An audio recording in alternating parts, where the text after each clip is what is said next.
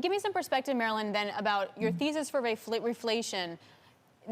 What's it dependent on? Is it dependent on more stimulus from DC and or all of a sudden you get a shot in your arm and you're running out to stores and buying stuff?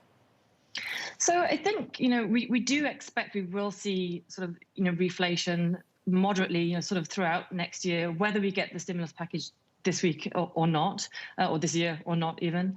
But I do think it will have an impact on that. So I think in terms of the timing, as I mentioned, we are continuing to see incredibly strong support from the central banks, both, in the US and elsewhere.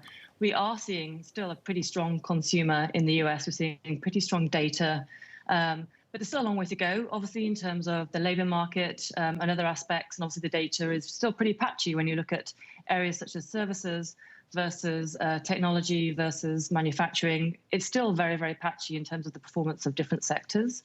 And so, but next year, I do think, as we go forward and we do get this rollout of the vaccine, we will, continue to see a boost from that as well. But I think the fiscal stimulus really will impact sort of the timing of the reflation trade. And I think what we've seen with the markets in recent weeks is that they're really pricing for next year, and they're pricing for all of the positive aspects and the positive growth and the growth momentum that we do think that we will continue to see next year.